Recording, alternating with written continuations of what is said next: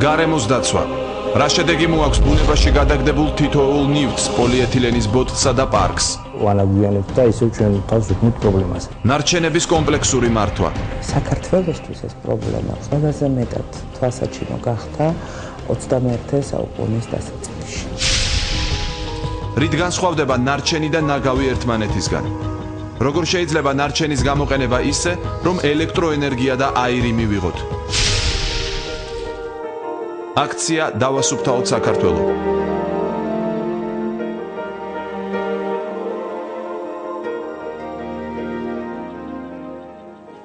მოგესალმებით, შაბათ საღამოს 9 საათზე პირველ არხზე თქვენ უყურებთ ვახოს ანაიას რეპორტაჟს. იცით თუ არა, რა არის ნარჩენების კომპლექსური მართვა? როგორ უნდა გაიწმინდოს საქართველოს ბუნება ნარჩენებისა და პლასტიკატებისგან, ძველი ნაგავსაყრელებისა და დაბინძურებული ადგილებისგან? რა ტიპის ნაგავსაყრელები გვაქვს საქართველოში და როგორია სტანდარტი? რით განსხვავდება ნარჩენი და ნაგავი ერთმანეთისგან? რომელი ნარჩენია ყველაზე სახიფათო? რას გულისხმობს ნარჩენების მართვა? დღევანდელი ჩვენი გადაცემის თემაა გარემოს დაცვა და ნარჩენების მართვის პრობლემა. კაიროს მონაცემებით მსოფლიოში მოსახლეობის დაავადებების შემთხვევების 30-35% გარემოს დაბინძურებას უკავშირდება.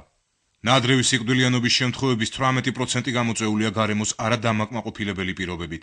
აქედან დაახლოებით 1-2% მოსახლეობის ჯანმრთელობაზე სამრეწველო და საყოფაცხოვრებო ნარჩენების ზეგავლენას უკავშირდება. საქართველოში ნაგავსაყრელების მდგომარეობა შემაშფოთებელია. აქამდე არსებულ ძველ ნაგავსაყრელებზე უსაფრთხოების ელემენტარული ზომებიც არ იყო დაცული, რომ აღარაფერი ვთქვათ იმ სტანდარტზე, რაც აუცილებელი პირობაა იმისთვის, რომ თავიდან ავიცილოთ გარემოს დაბინძურება და ეპიდემიები. ოფიციალურად დარეგისტრირებული არის 63 ნაგავსაყრელი. ეს ნაგავსაყრელები არ აკმაყოფილებს არც სანიტარულ და არც ეკოლოგიურ მოთხოვნებს. ფაქტობრივად არც ერთი ნაგავსაყრელი არ არის პროექტის შესაბამისად მოწყობილი და თავისთავად ცხადია, არ გააჩნია ის საშუალებები, რომ ის არ წარმოადგენდეს რისკს გარემოსათვის და აქედან გამომდინარე ადამიანის ჯანმრთელობისათვის. განსაკუთრებით მძიმე მდგომარეობაა სოფლებში. არსებობს უამრავი მცირე ზომის უკანონო ნაგავსაყრელი, რომელიც ძირითადად მდინარის ნაპირებსა და დასახლებულ პუნქტთან ახლოს არის განთავსებული. წვიმის დროს მდინარეში ირეცხება დიდი რაოდენობით ნარჩენი, რაც პირველ რიგში სახიფათოა ადამიანის ჯანმრთელობისთვის და გარდა ამისა ეკოლოგიურ პრობლემას წარმოადგენს. ეგრეთ წოდებული იალღუჯის ნაგავსაყრელი, რომელიც თბილისს ემსახურებოდა, დღეს უკვე აღარ ფუნქციონირებს, მაგრამ ვიდრე დახურვის სამუშაოები დაიწყებოდა, მდგომარეობა იქაც საკმაოდ მძიმე იყო. ტერიტორია არ იყო დაცული, არ არსებობდა მიწის საიზოლაციო ფენა და ხანძრის თავიდან ასაცილებლად დასანოტივებელი ბრუნვითი წყალმომარაგების სისტემა. იალღუჯის ნაგავსაყრელის დახურვა მას შემდეგ დაიწყო, რაც 2010 წელს თბილისის ახალი ნაგავსაყრელი გაიხსნა. ჩვენ გვქონდა რა თქმა უნდა ძველი ნაგავსაყრელი პოლიგონები, რომლებიც იყო პირდაპირ რომ ვთქვათ ძალიან მძიმე მემკვიდრეობა ჩვენთვის და უამრავი დალღოვა იყო იქ. ქალაქ თბილისის მერის კეთილინებით და მისი ინიციატივით 2010 წელს ჩვენ დავიწყეთ და დავამთავრეთ ახალი ნაგავსაყრელი პოლიგონი. დღესდღეობით თბილისში წარმოქმნილი დაახლოებით 1000 ტონა ნარჩენი ყოველდღიურად შედის უკვე ამ ახალ ნაგავსაყრელზე. და საერთაშორისო სტანდარტების შესაბამისად ხდება მათი გამონებილყოფა. ახალი ნაგავსაყრელი თანამედროვე სტანდარტით არის აშენებული. ნარჩენი უჯრედში თავსდება, შემდეგ იტკეპნება და მიწით იფარება. რის განმავლობაში ნაგავსაყრელზე დაახლოებით 1000 ტონა ნარჩენი შედის, მაგრამ არ ხდება სეპარაცია და მთლიანი მასა უჯრედში იღრება. ჩვენ ვაპირებთ ნაგავსაყრელი პოლიგონზე ავაშენოთ ნარჩენების დამხარისხებელი ქარხანა და ამის შედეგად ჩვენ რა თქმა უნდა შევძლებთ ძალიან დიდი რაოდენობით, პროცენტულად ძალიან დიდი რაოდენობით ნარჩენების ხელმეორედ გამოყენებას, რეალიზებას და ასე შემდეგ. რაც შეეხება რუსთავის ნაგავსაყრელს, რომელიც გარდაბნის მუნიციპალიტეტსაც მოემსახურება, ჯერ არ გახსნილა. განსხვავებით თბილისის ნაგავსაყრელისგან, რუსთავში ნარჩენების სეპარაცია მოხდება. დახარისხების ოთახში დაახლოებით 12 ადამიანი იმუშავებს, რომლებიც მინას, პლასტიკას და რკინას ხელახალი გადამუშავებისთვის სხვადასხვა ურნებში მოათავსებენ. უჯრედში მხოლოდ გამოუყენებელი ნარჩენი მოხდება. ნაგავსაყრელი არის ევროსტანდარტების სანიტარული ნაგავსაყრელი. მიმდინარეობს მშენებლობა უკვე 8 თვეა და 8 თვის თავზე ჩვენ დავასრულებთ უკვე მშენებლობას, დასრულებული გვაქვს დღესდღეობით უკვე. ოპერირებაში ვაპირებთ რომ გავუშვათ 1 ნოემბრიდან. მოცემული ნაგავსაყრელი არის ერთადერთი პირველი მთელს ამიერკავკასიაში შესაბამისი მონაცემებით. შესაბამის მონაცემებში გულისხმობ იმას, რომ არის დამხარისხებელი შენობა, რომელიც არსად არ არის ჯერჯერობით, ანუ რაც ნიშნავს იმას, რომ შემოსული საყოფაცხოვრებო ნარჩენი დახარისხდება და გადამამუშავებადი მასალა გამოცალკევებული იქნება იმისგან და შესაბამის ბაზარზე გავა. ყველაზე მნიშვნელოვანი აქ ის არის, რომ უჯრედს აქვს მიწისგან საიზოლაციო ფენა, გეომემბრანა, ასევე არის ნაჟური წყლის ამოსატუმბი დანადგარი. წყლის ამოტუმბის შემდეგ სპეციალური სარწყავი სისტემით წყალი ისევ ნაგავზე მოხვდება, რაც პობა შეუწყობს ხელს.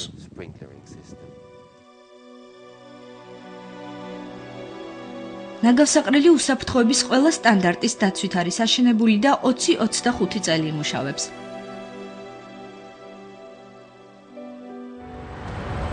პროდუქტების შესაფუთი მასალები და საყოფაცხოვრებო ნივთები გამოყენების შემდეგ თქვენთვის უსარგებლო ხდება. ურნაში გადაყრილი მინის, პლასტმასის, ქაღალდის ნივთები საბოლოო ჯამში ნაგავსაყრელზე გააქვთ. თუმცა ყველაფერი, რასაც ურნაში ათავსებთ, გამოუყენებელი და უსარგებლო სულაც არ არის. ბევრისთვის უცნობია, რით განსხვავდება ნარჩენი და ნაგავი ერთმანეთისგან. ნაგავი, ესე იგი, მოიცავს პროდუქტს, რომელიც ყოველად გამოუსადეგარია და არ ექვემდებარება მეორადად გადამუშავებას, ხოლო ტერმინი ნარჩენი მოიცავს იმ პროდუქტს, რომლისგანაც შეიძლება მივიღოთ მეორადი პროდუქტი და რომლის გადამუშავებაც შესაძლებელი. საქართველოში ნარჩენების გადამუშავების პრაქტიკა ჯერ არ არსებობს. განსხვავებული მოსაზრებები აქვთ არასამთავრობო ორგანიზაციებს და ხელისუფლების წარმომადგენლებს საკანონმდებლო ბაზასთან დაკავშირებით, რომელმაც ნარჩენების მართვის სისტემის მოწესრიგება უნდა უზრუნველყოს. ჩვენ არ გაგვაჩნია არც სტრატეგიული დოკუმენტი, რომელსაც ეხება ნარჩენების მართვა და არც საკანონმდებლო ბაზა, სერიოზული საკანონმდებლო ბაზა, რომელიც აიძულებს ან პრაქტიკულად დასვამს პირობებს, როგორ უნდა იყოს ნარჩენები განთავსებული, ან როგორ უნდა იყოს შეგროვებული, ან როგორ უნდა იყოს მოვლილი თავისი წარმოშობიდან დაწყებული ბოლო ფაზამდე, რასაც ქვია გატანა. ნარჩენების მართვის ერთიანი კანონმდებლობა არ არის ქვეყანაში შემუშავებული. მაგრამ ეს არნიშნავს, რომ ნარჩენების მართვასთან დაკავშირებით კანონმდებლობა არ გაგვაჩნია. ჩვენ ახლა როდესაც საუბრობდით, ეს ყველაფერი ხდება კანონმდებლობის ფარგლებში. არსებობს კანონი გარემოს ზემოქმედების ნებართვების შესახებ და ეს ითვალისწინებს ნარჩენების მართვაზე ნებართვის გაცემის ყველა მოთხოვნას და პროცედურას. გვაქვს მიერთებული ვარ ბაზელის კონვენციას, ეს არის საერთაშორისო ხელშეკრულება ნარჩენების სახებათა ნარჩენების ტრანსპორტის გადაზიდვასთან დაკავშირებით და ამ კონვენციის მოთხოვნებიდან გამომდინარე ეროვნული კანონი ნარჩენის ტრანზიტისა და იმპორტის შესახებ. ვიდრე საქართველოში ნარჩენების ხელახალი გადამუშავება დაიწყება, მოსაწესრიგებელია ინფრასტრუქტურა, სხვადასხვა ფერის ურნები ნარჩენების ცალ-ცალკენ განთავსებისათვის და ასევე ნაგავსაყრელის ტერიტორიაზე მოწყობილი დახარისხების ოთახები, რომლებიც ჯერჯერობით მხოლოდ რუსთავის ნაგავსაყრელზეა. ყველაფერი კი თანხებს უკავშირდება. მიახლოებით 5-დან 7 მილიონამდე დოლარი ჯდება ნაგავსაყრელის მოწყობა და დიდი ნაგავსაყრელების რეგიონალური, ცენტრალური ნაგავსაყრელის მოწყობა 10-12 მილიონ დოლარამდე ჯდება. ეს საკმაოდ სერიოზული თანხებია და ეს არ გააჩნიათ მუნიციპალიტეტებს. მით უმეტეს მცირე მუნიციპალიტეტებს ამისი საშუალებები საერთოდ არ აქვთ. ბოლომდე მოწესრიგებული ინფრასტრუქტურის და თანამედროვე გამართული ნაგავსაყრელების არსებობის შემთხვევაშიც მოსახლეობის როლი ნარჩენების მართვაში დიდია. თითოეული ადამიანი უნდა ეცადოს, რაც შეიძლება შეამციროს პოლიეთილენის პარკების გამოყენება, უპირატესობა მიანიჭოს გადამუშავებად პროდუქტს და რაც მთავარია, არ დაანაგვიანოს გარემო. ნარჩენების მართვის გამოცდილება წამყვანი ქვეყანა ამ მიმართულებით შვედეთია. ამ სახელმწიფოს ნარჩენების მართვის პოლიტიკის მოსაწესრიგებლად 20 წელი დასჭირდა. შვედეთში ნარჩენების გადასამუშავებელი სპეციალური სადგურები არსებობს. გადამუშავების შედეგად იმდენი ენერგია გამოიყოფა, რაც სავსებით საკმარისია 250,000 სახლის ელექტროენერგიით და თითქმის მილიონამდე სახლის გათბობით უზრუნველსაყოფად. მსოფლიოში მოსახლეობის მიერ ყოველწლიურად დაახლოებით 10 მილიარდი კილოგრამის სხვადასხვა სახის ნარჩენი წარმოიქმნება. დადგენილია, რომ მაღალი შემოსავლის მქონე მოსახლეობა უფრო მეტ ნარჩენს წარმოქმნის, ვიდრე განვითარებადი ქვეყნების მოსახლეობა. მსოფლიოს წამყვან ქვეყნებში ამ პრობლემის გადაწყვეტის გზას უკვე დიდი ხანია მიაგნეს. მაგალითად, იაპონიაში დაპრესილი ნარჩენებისა და ნაგვისგან აწარმოებენ ბრიკეტებს ხელოვნური კუნძულების მშენებლობისათვის. კუნძული ოდაიბა სწორედ სასარგებლო ნარჩენების გადამუშავებით მიღებული პროდუქტისგან არის აშენებული. მსოფლიო ფიქრობს იმ გზებზე, აი ამ პრობლემის გადაჭრის გზებზე, რომელიც იქნება ყველაზე უფრო ეფექტური. თვითონ ეს სამი ერის სისტემა, რასაც ეძახიან, ეს არის აბრევიატურა სამი ინგლისური სიტყვის, რომელიც მოიაზრება, რომ არის ყველაზე უფრო მნიშვნელოვანი ნარჩენების მდგრადი მართვის პროცესში. ეს არის პირველი შემცირება, ხელმეორედ გამოყენება და გადამუშავება. 2006 წელს მიიღეს ამ სამი ერის პრინციპის, ასე ვთქვათ, გადაწყვეტილება მსოფლიოს წამყვანმა ქვეყნებმა, რომ არა მარტო თავიანთ ქვეყნებში დანერგავდნენ ამ სამი ერის პრინციპს, არამედ ხელს შეუწყობდნენ მთელ მსოფლიოში აი ამ ინიციატივის, ასე ვთქვათ, დანერგვას.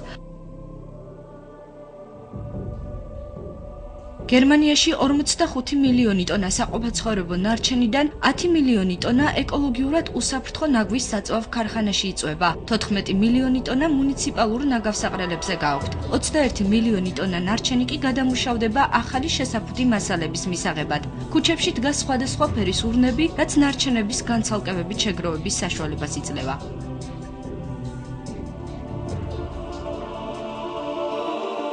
იტალიის დედაქალაქი რომი ევროპაში ნარჩენებისა და ნაგვის ერთ-ერთ მსხვილ წარმოქმნელად და გადამამუშავებელ ქალაქად ითვლება. 2006 წელს რომში ახალი თაობის ნაგავის გადამამუშავებელი ქარხანა გაიხსნა, რომელმაც ნაგავსაყრელების გამოყენება 70-80%-ით შეამცირა.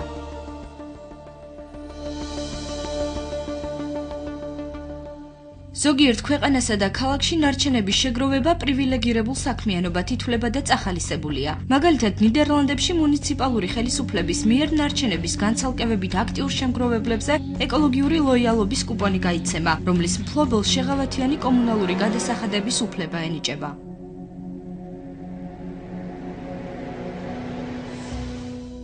ბარსელონაში ნარჩენების განცალკევებით შეგროვების პროცესში აქტიურ მონაწილეობას იღებს ყველა ასაკის მოსახლეობა. ნარჩენების შეგროვების შემდეგ ბავშვები სხვადასხვა ტკბილეულით ჯილდოვდებიან, უფროსები ადგილობრივი ხელისუფლებისგან მადლობას იღებენ.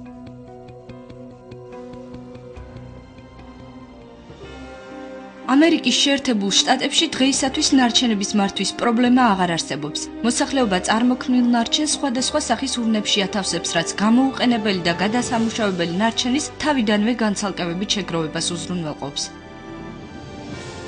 მსოფლიოს მრავალ ქვეყანაშია დანერგილი ნარჩენების მართვის სისტემა. ერთ-ერთი ასეთი ქვეყანაა შვედეთი, რომელსაც საუკეთესო სქემა აქვს ამ სფეროში შექმნილი. ქვეყანამ საწყის ეტაპზე შეიმუშავა ნარჩენების მართვის ეროვნული სტრატეგია, რომლის განხორციელებაშიც აქტიურად მონაწილეობდა სახელმწიფო სტრუქტურებთან ერთად არასამთავრობო ორგანიზაციები და ქვეყნის მოსახლეობა. შვედეთი მსოფლიოში ნარჩენების მართვაში ერთ-ერთ აღიარებულ ლიდერად ითვლება. პრობლემასთან ბრძოლას ქვეყანამ 20 წელი მოანდობა. დღეს შვედეთის თითეული მოქალაქე ახარისხებს ნარჩენებს ოჯახში, ეზოებში, ოფისებში და სხვადასხვა დაწესებულებებში. დახარისხებული კომუნალური ნარჩენის 97% გადამამუშავებელ ქარხნებში მიდის. მხოლოდ 3% ხდება განსაკუთრებულად დაცულ და ტექნიკურად კარგად გამართულ ნაგავსაყრელებზე. ბოლო წლებში შვედეთმა დანერგა ნარჩენების შეგროვების ახალი სისტემა, რომელიც მთლიანად ავტომატიზირებულია და არ მოითხოვს ხელით-შრომას. მყარი ნარჩენების ყოველწლიური ზრდის მიუხედავად, შვედეთში ნაგავსაყრელებზე გატანილი ნარჩენების რაოდენობა მცირდება. დავასუფთავოთ საქართველოს, ასე ქვია პროექტს, რომელიც საქართველოში შვედეთის საერთაშორისო განვითარების სააგენტოს დახმარებით ხორციელდება. პროექტის მიზანია მოქალაქეებს აუხსნან, როგორ შეამცირონ, დაახარისხონ, გადაამუშავონ და ხელახლა გამოიყენონ ნივთები და პროდუქტები და ისინი უბრალოდ პირდაპირ არ მოისროლონ ნაგავსაყრელზე. საბოლოოდ გარემოს დაცვა ყველა ჩვენგანის პასუხისმგებლობაა. გაეროს გარემოს დაცვითი პროგრამის ინიციატივით 1992 წელს დაფუძნდა ერთ-ერთი მასშტაბური გარემოს დაცვითი კამპანია დავასუფთავოთ მსოფლიო. პროგრამის მიზანია ნარჩენების შემცირება და დანაგვიანებული ტერიტორიების დასუფთავება. აქცია ყოველწლიურად სექტემბერში ტარდება და მასში 120 ქვეყანა მონაწილეობს. კამპანიას საქართველოს შეუერთდა პროექტის განხორციელება შვედეთის საერთაშორისო განვითარების სააგენტოს ფინანსური უზრუნველყოფით მოხდა. აქციას ორგანიზებას საქართველოს მწვანეთა მოძრაობა და კავშირი ეკოხედვა უწევს. შარშან მსგავსი ტიპის აქციები ჩატარდა 16, 17, 18 სექტემბერს, წელსაც ჩატარდა 16-ში, 17-ში და 18-ში მთელი საქართველოს მასშტაბით ამას ხაზ-ხაზს მივიძახი, იმიტომ რომ ძალიან მნიშვნელოვანი არის საზოგადოების მობილიზება, იმიტომ რომ ეს არის უზარმაზარი პროექტი, რომელიც ხორციელდება არა მარტო კონკრეტულად თბილისში შეიძლება ითქვას, არამედ მთელი საქართველოს მასშტაბით და ამაში ჩართული არის თითქმის ყველა ადგილობრივი მუნიციპალიტეტების წარმომადგენლები, ჩვენთან ერთად რა თქმა უნდა. ქალაქებში დასუფთავების პრობლემა თითქმის მოგვარებულია, მაგრამ ტყე-პარკებში მდგომარეობა კვლავ მძიმეა. პრობლემას ძირითადად ეგრეთ წოდებული მოხეტიალე მოკეიფე ჯგუფები ქმნიან, რომლებიც ნასუფრას ადგილზე ტოვებენ. დანაგვიანების შემთხვევები განსაკუთრებით იზრდება გაზაფხულზე და ზაფხულში, როცა თბილა და ადამიანები სახლში ქეიფს ბუნებაში დროის გატარებას ამჯობინებენ. საქმე იმაშია, რომ ზაფხულის სეზონმა ტკბილი მოგონებების გარდა დატოვა რეკრეაციულ ზონებში არც თუ ისე ტკბილი ნაგავი და ამ ნაგავს ახლა სამწუხარო ჯერ არ აქვს ისეთი მაღალი კულტურა, რომ ასეთი რაღაცები არ მოხდეს და ამას უნდა შეგროვება, გადატანა სანაგვეზე და ამას ვაკეთებთ. ტყე-პარკებში, სადაც კვლავ რჩება გაუნათებელი ადგილები, დღესაც შეხვდებით სხვადასხვა მოხმარების გადაყრილ ნივთებს და რაც განსაკუთრებით სახიფათოა, მოხმარებულ შპრიცებს. ადამიანებს მიმართო, რომლებიც ხშირად მომართავენ და უსაწელებს მიგზავნიან სოციალური ქსელით მეხმაურებიან, რომ აი ჩვენთან ნაგავი ყრია, რაღაცა გავაკეთოთ, გამოვბრძანდეთ ყველანი და რაღაცა ჩვენ წილი ნაგავი შევაგროვოთ. წელს აქციის ფარგლებში თბილისში მოსწავლე ახალგაზრდობის სასახლის ბაღილის ტბის და თბილისის ზღვის მიმდებარე ტერიტორია დასუფთავდა. აქციაში ძირითადად ახალგაზრდები მონაწილეობდნენ. კამპანიის მიზანია საზოგადოების ინფორმირება და ნარჩენების მართვაში ჩაბმა. პროექტი დავასუფთავოთ საქართველოს მნიშვნელოვანია იმ თვალსაზრისით, რომ ეს არის მიმართული პირველ რიგში თვითონ მოსახლეობის თვითშეგნების უფრო მეტი აქტიურად ჩართვის, მათი ჩართვის უშუალოდ მართვის საკითხებში ნარჩენებთან დაკავშირებით. ვინც ამ კამპანიაში მიიღებს მონაწილეობას, მე მათ ვარ დარწმუნებული, ხვალ ვინც მოვა აი ამ ტერიტორიაზე დასასვენებლად, შეცდება ეს ნარჩენი შეაგროვოს, მიიტანოს უბნამდე. დასუფთავების აქცია მხოლოდ თბილისს არ მოიცავს, წელს დავასუფთავოთ საქართველოს 58 მუნიციპალიტეტში, 5 თვითმმართველ ქალაქსა და 3 დაბაში ჩატარდა. აქციაში მონაწილეობა 37695-მა მოხალისე მიიღო და მთლიანობაში 765 ჰექტარი დაბინძურებული ტერიტორია დასუფთავდა. და ჩვენ განვაგრძობთ ჩვენ სტუმრებთან საუბარს, წარმოგიდგეთ მათ დიანა იანსე, შვედეთის ელჩი, მოგესალმებით, დიდი მადლობა გადაცემაში სტუმრობისთვის. ნინო ჩხობაძე, საქართველოს მწვანეთა მოძრაობის თანათავმჯდომარე, პროექტის მენეჯერი, მოგესალმებით, ქალბატონ ნინო. ჩვენ ვსაუბრობთ ნარჩენების მართვაზე და მე მინდა ქალბატონ ელჩს დაუსვა პირველი შეკითხვა, როგორ მიაღწიეთ შვედეთში იმას, რომ თითოეული მოქალაქე ნარჩენების მართვის საკითხში თავს გრძნობს პასუხისგებლად და ჩართულია მთელ ამ პროცესში. დიდი მადლობა მოწვევისათვის. მე გამოვიყენებ ერთ კარგ ნასეთ ნათქვამს, რომ აი კარგი დამოკიდებულებაა ამ ხრივ ამ საკითხის მიმართ. ფიქრობ, რომ ეს არის რასაკვირველია იმით გამოწვეული, რომ ჩვენ ყოველდღე მონაწილეობთ აი ამ საქმეში ყოველდღიურად და რასაკვირველია ეს იქნება ნებისმიერი ტიპის ნაგავი, ნებისმიერი ტიპის ნარჩენი და უშუალოდ პლასტიკური ბოთლი, ანდა დაუშვათ რძის ტარა და ასე შემდეგ. ჩვენ ვცდილობთ ეს ყველაფერი არ გადავყაროთ. ჩვენ ვცდილობთ რომ ჩვენი წვლილი შევიტანოთ აი ამ საქმეში და თვალყური მივადევნოთ. ცნობილია რომ შვედეთს ამისთვის დაჭირდა 20 წელი. ეს დრო ბევრია თუ ცოტა თქვენი აზრით? მე ვფიქრობ, რომ რასკორია აქ უფრო ახლო მომავალში მოხდება. საქართველოს ერთობ იმედის მომცემი ქვეყანაა და აქ ეს უფრო სწრაფად განხორციელდება. რასაკურველია, ეს არის ინფრასტრუქტურის ნაწილი, მაგრამ იმავე დროს ეს არის ცნობიერების ცვლილება. და რასაკურველია, ყველაფერი საქართველოს მოქალაქეებზეა დამოკიდებული, რაოდენობით სწრაფად განახორციელებენ ამას. ქალბატონ ნინო, რა მდგომარეობაა ჩვენთან, ასე ვთქვათ, რა არის გასაკეთებელი იმისთვის, რომ მოქალაქეებმა უფრო მეტი პასუხისმგებლობა იგრძნონ, იმიტომ რომ ერთი მხრივ, ვთქვათ, შეიძლება ჩატარდეს საინფორმაციო კამპანია, შეიძლება ინფრასტრუქტურაც მოეწყოს, მაგრამ თავარია რომ მოქალაქეებმა იგრძნონ თავი პასუხისმგებლად. პირველ რიგში ალბათ თვითონ მოსახლე უნდა იყოს, ახლა ქალბატონ მალჩმა ბრძანა და მე დავეთანხმები, რომ თუ მენტალობა შეიცვლება ზოგადად და თუ ადამიანი მიხვდება, რომ ეს ჩვენი წარმოქმნილი ნარჩენია პირველ რიგში და ჩვენ თვითონ წარმოვქმნით ამას და შეეცდება, რომ დააცალკეოს, ეს უკვე მოგცემს ძალიან დიდ შედეგს რა. და მე მინდა გითხრათ, რომ პრაქტიკულად ჩვენ ვხედავთ, რომ ძალიან ბევრ ადამიანში ესეთი სურვილი უკვე გაჩენილია ნამდვილად რა. და ამიტომ მეც იმედით ვუყურებ იმას, რომ შეიძლება ჩვენ უფრო ნაკლები დრო დაგვჭირდეს ვიდრე შვედეთს. მოდით, მაშინ იმაზე ვისაუბროთ, ქალბატონ ნინო, დღეს რა მდგომარეობა გვაქვს ამ კუთხით? საკმაოდ რთული მდგომარეობა გვაქვს. დაახლოებით 1 წელია, რაც მიმდინარეობს ჩვენი პროექტი და ქალბატონ მელჩმაც იცის, რომ დაახლოებით 300 წერტილია უკვე დათვლილი მთელ საქართველოში, რაც არის უსისტემოდ დაყრილი ნარჩენები. და ჩვენ და ნახევარი შევამცირეთ აი ამ მთელი მუშაობის შედეგად, მაგრამ ეს კიდე არსებობს ჯერ კიდე და ჯერ კიდევ არსებობს ის ადამიანი, რომელსაც არ ეზარება გადაყრა ამ ნარჩენისა, ან ტყეში, ან წყალში, ან სადღაც გზაზე დაყრა არ ეზარება. და ეს არის ძალიან ცუდი, იმიტომ რომ მე ყოველთვის ვამბობ, რომ თუ ადამიანი თვითონ მიხვდება იმას, რომ სანამ გადააგდებს ბოთლს, რომ ჯობია გააჩეროს მანქანა და გადაგდებული ბოთლი აიღოს, თუნდაც გზაზე მიმავალ, უკვე კარგი რაღაცა იქნება საქართველოში და ვიმედოვნებთ, რომ ამას მოვახერხებთ. ისე ზოგადად საკმაოდ რთული მდგომარეობა იყო, თუმცა უკვე რაღაცა ძროებს უკვე ვხედავთ რეალურად რა. ისევ ქალბატონ ელქს მინდა დაუსვა შეკითხვა. თქვენ ძალიან ბევრი ადამიანი გისმენთ ახლა, შეგიძლიათ აუხსნათ, თქვათ, მოკლედ რამდენადაც შესაძლებელია, რატომ უნდა ჩაერთონ ნარჩენების მართვის პროცესში. შეიძლება ბევრი საინფორმაციო კამპანია ჩატარდეს, მაგრამ თავარი ასევე არის, როგორ მიაწოდებ ადამიანს, როგორ დაანახებ მას, რომ ეს მისთვის არის ზუსტად მნიშვნელოვანი პრობლემა.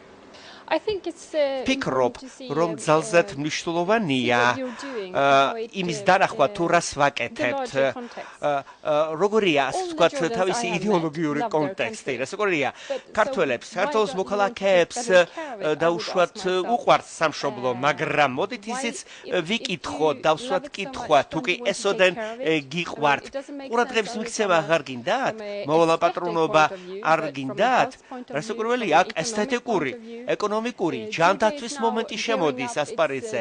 საქართველო თავის ტურისტულ ასპარეზს აფართოვებს. შესაბამისად, როგორც საქართველოს მოქალაქეებს, ასევე ტურისტებს სუფთა ადგილებში ისეირნონ და არა სადღაც ნაგავში. აი, დაუშვათ მე ვნახე, დმანისში მივდიოდი. შესანიშნავი ადგილი, შესანიშნავი მდინარე.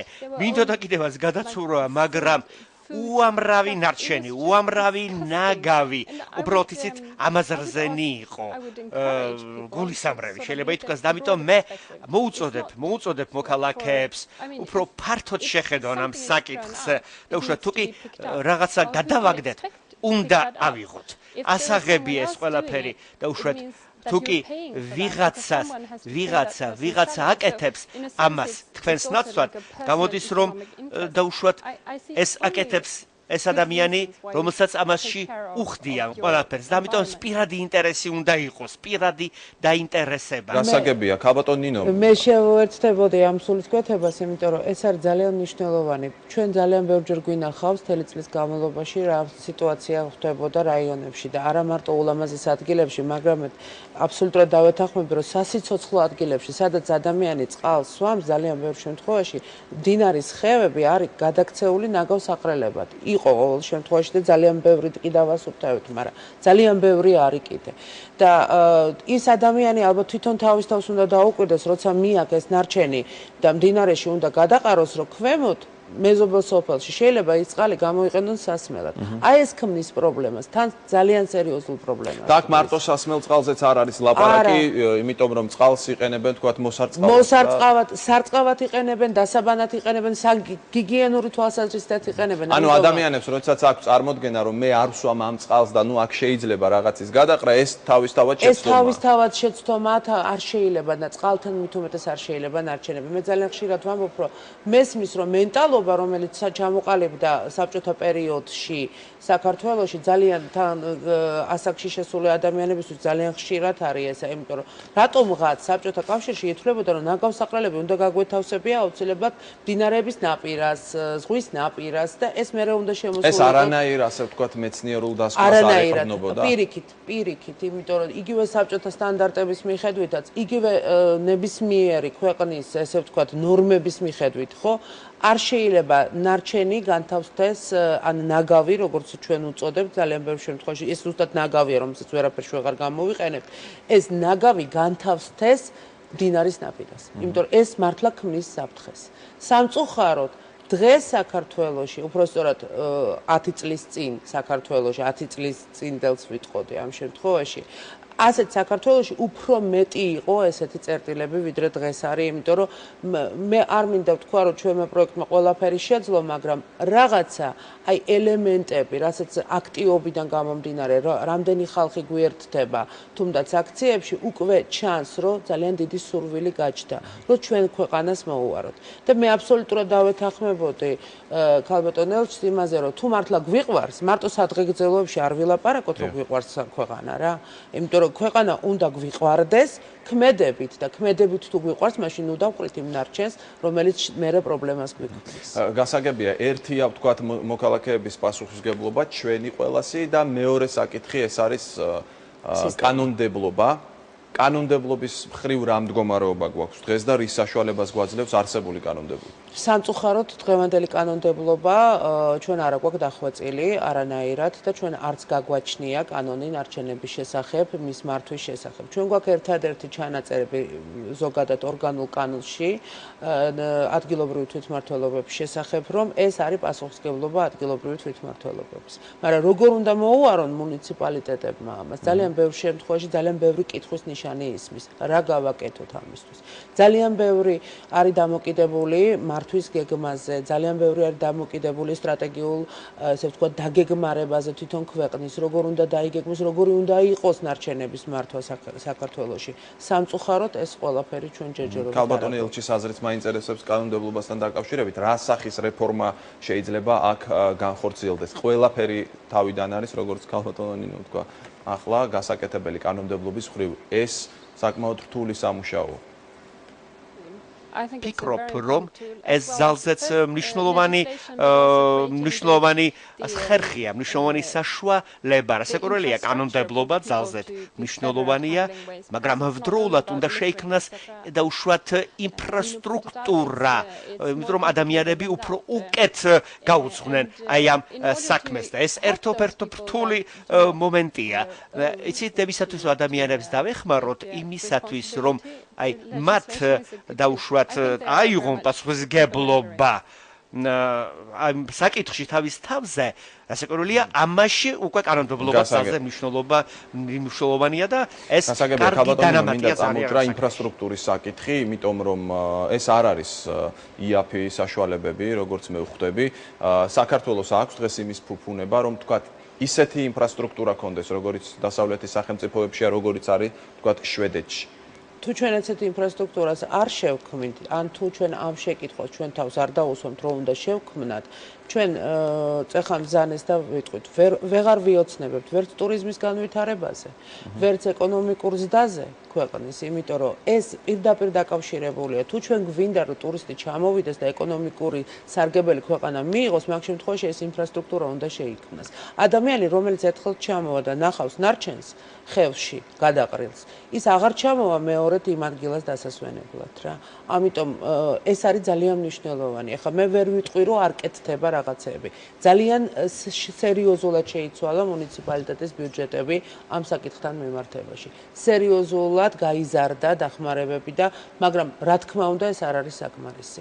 ინფრასტრუქტურა ნამდვილად უნდა შეიქმნას. ჩვენ არა გვაქვს კლასიკურად სულ 2 ნარჩენების პოლიგონია, რომელიც მეტნაკლებად კიდე რაღაცა სტანდარტს აკმაყოფილებს. თუ არა სინამდვილეში ძალიან ბევრ რაიონისთვის, მუნიციპალიტეტისთვის არის პრობლემა. სად განათავსონ ნარჩენი, რომელსაც შეაგროვებენ.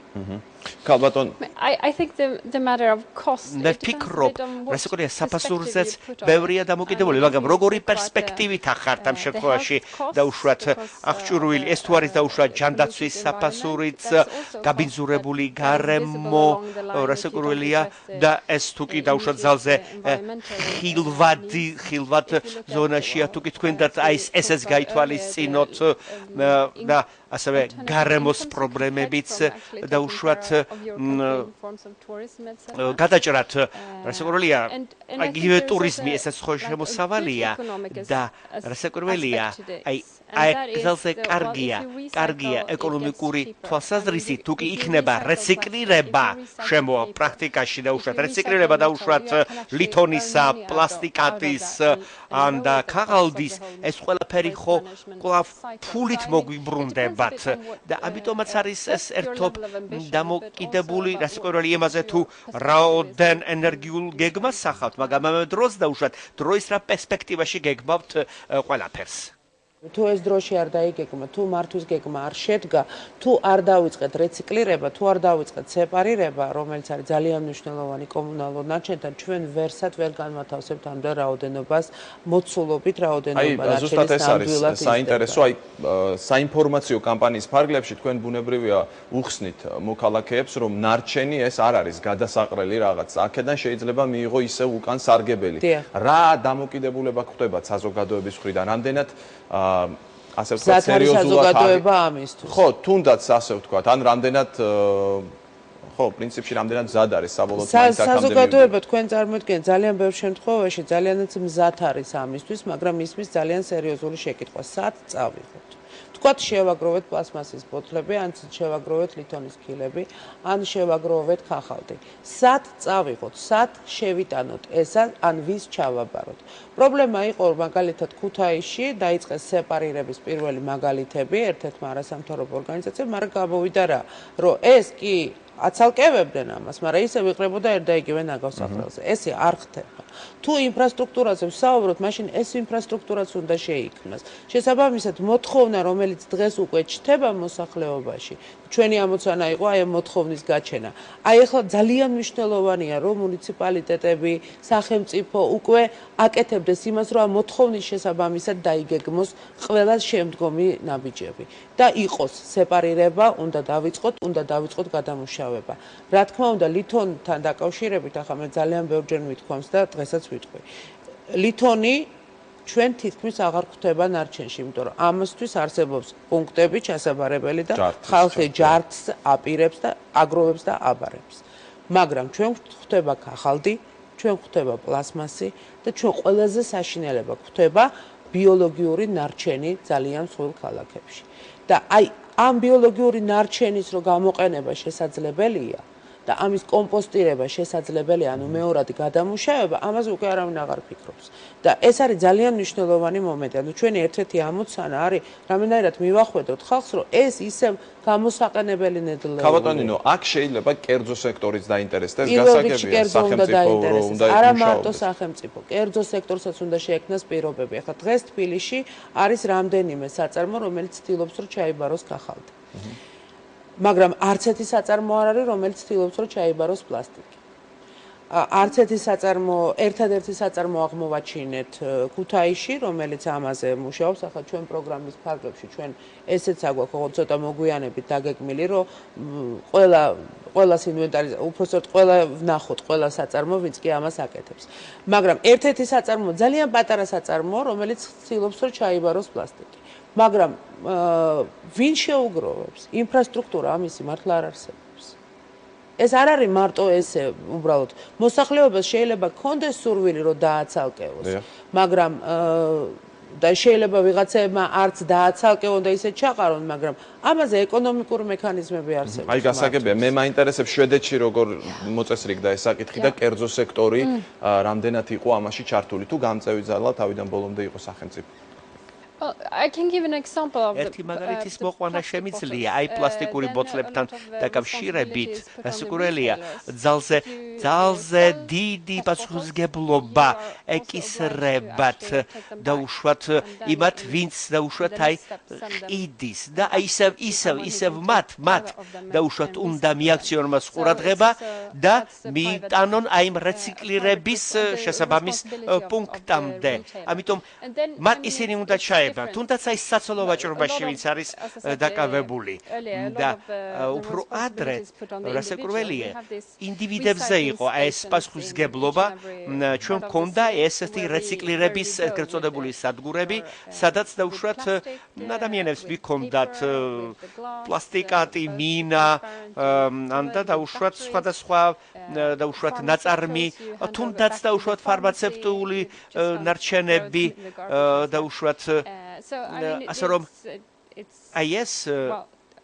in general a lot is put on the individual to take care of ფლიანობაში ინდივიდებზე ეს ყველაფერი აგებული დამყარებული მაგრამ საბოლოო ჯამში აი ყველაფერი ეს უკვე საზოგადოების დონეზე ახლა ქალბატონინო მე განსაკუთრებით სახიფათო ნარჩენებზე რომ გავამახვილოთ ყურადღება ვთქვათ აქაც დახარისხებაა ხო არსებობს განსაკუთრებით სახიფათო არსებობს ნაკლებად სახიფათო კომუნალურ ნარჩენებში ანუ ის რასაც ადამიანი ქმნის ნარჩენში შიგნით არის რამდენიმე განსაკუთრებით სახიფათო ნარჩენი მაგალითისთვის არის ელექტრონული სათამაშოები რომლის შეგროვება ჩვეულებრივ ნარჩენების პოლიგონზე არ შეიძლება არის ენერგოდამზოგი ნათურები რომელიც ძალიან პოპულარული გახდა თბილისში მაგრამ მისი შეგროვება მაინც უნდა მოხდეს ცალკე არ შეიძლება რომ ეს საერთო ნარჩენში იყოს დაგროვილი.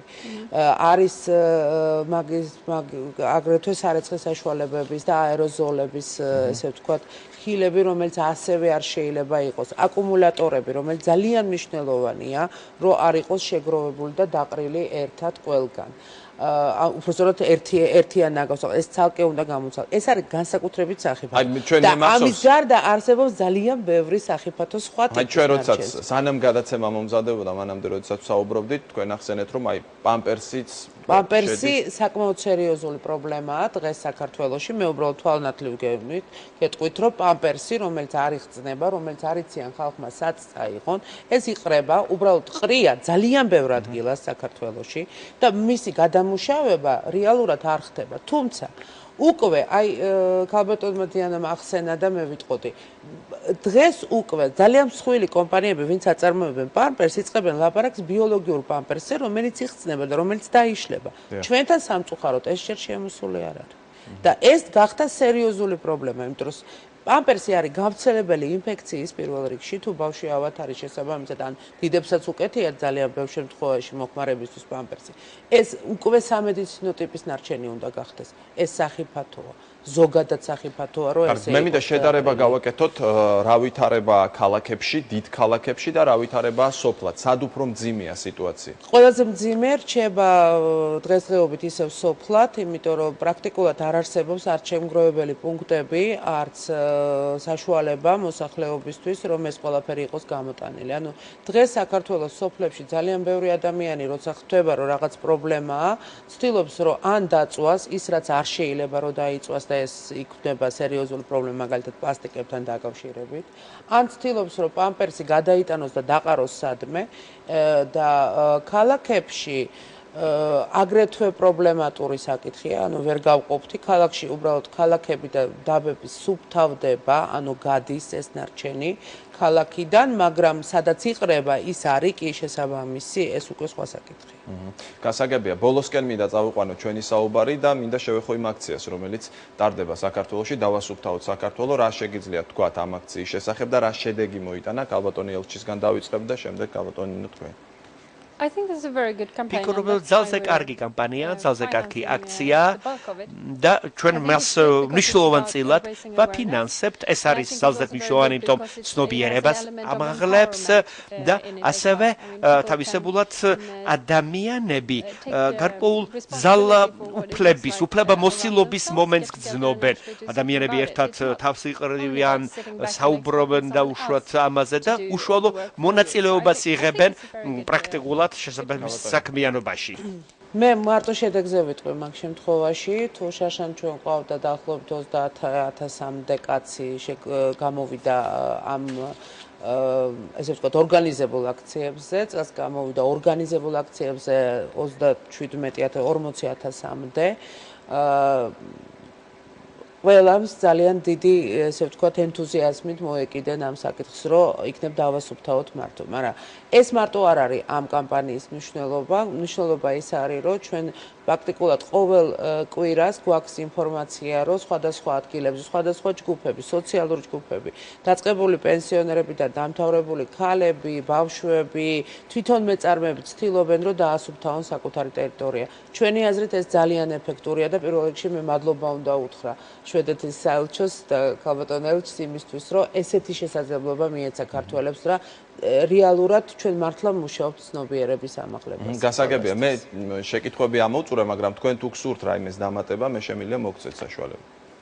მე მხოლოდ მარტო შემიძლია ვთქვა, რომ მოდით შემოგვიერთით ყველანი კამპანიაში. Yeah, I think it's a good idea. კარგი აზრია.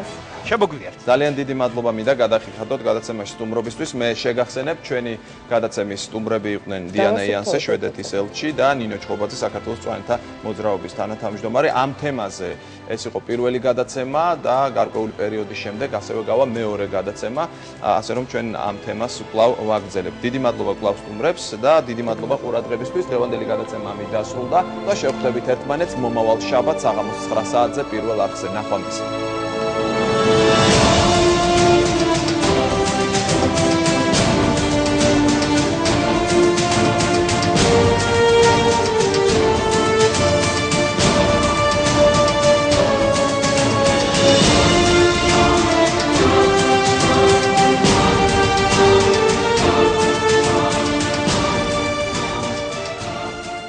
გადაცემა მომზადებულია პროექტ დავასუფთავოთ საქართველოს ფარგლებში. შვედეთის საერთაშორისო განვითარების სააგენტოს ფინანსური მხარდაჭერით.